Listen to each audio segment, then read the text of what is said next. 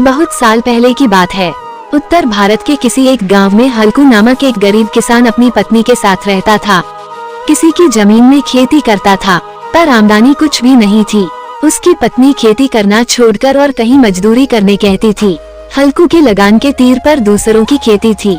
खेती के मालिक का बकाया था। हल्कू ने अपनी पत्नी से 3 रुपए मांगे।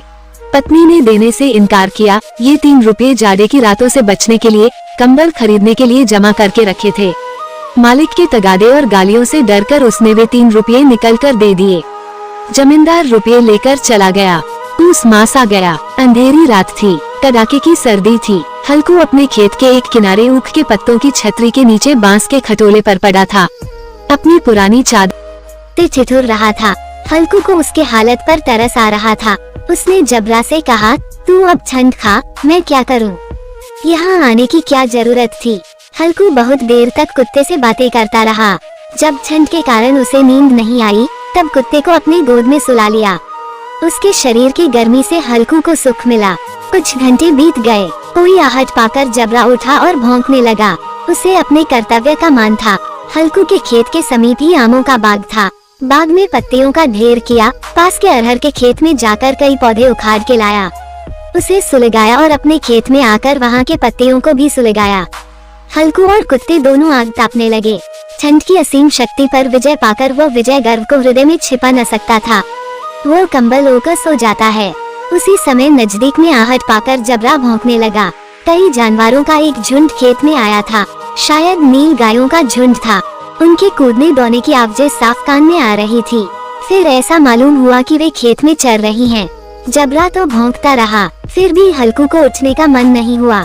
जबरा तो भौंकता था। नील गायें खेत का सफाया किए डालती थी और हल्कू गर्म राख के पास शांत बैठा हुआ था और धीरे धीरे चादर ओढ़कर सो गया। उधर नील गायों ने रात भर चरकर खेती की सारी फसल को बर्बाद किया था। सवेरे उसकी नींद खुली। मुन्नी ने उससे कहा, तुम यहाँ आकर रम गए और उधर सारा खेत सत्यानाश हो गया। दोनों खेत के पास आ गए। मुन्नी ने उदास होकर कहा, अब मजूरी करके पेट पालना पड़ेगा। हल्कू ने कहा, रात की ठंड में यहाँ सोना तो न पड़ेगा। उसने यह बात बड़ी प्रसन्नता से कही। उसे ऐसी खेती करने से मजूरी करना बहुत हद तक आरामदायक है। मजूरी करने में झंझट तो नहीं है। कहानी में कृषक जीवन की दुर्बलता और सबलता की झांकी दिखाना है। कृषक यानी किसान एक दृष्टि से सबल होता है।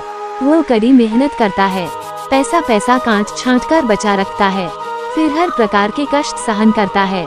जाड़े में ठिठुरता है, जमींदार की गाली सुनता है, फिर भी काम करता जाता है। यही उसकी सबलता है। वह दुर्बल है क्योंकि उसमें जमींदार के अन्याय के विरुद्ध खड़ा होने की हिम्मत नहीं है। परिस्थितियां इसके लिए जिम्मेदार हैं।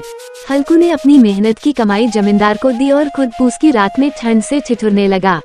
यही उसकी कमजोरी है। परिस्थितियों की दबाव के कारण नील गायों से अपनी फसल की रक्षा भी न कर सका। अतः कहानीकार ने किसान की विवशता के लिए जिम्मेदारी शक्तियों के प्रति व्यंग्य किया है।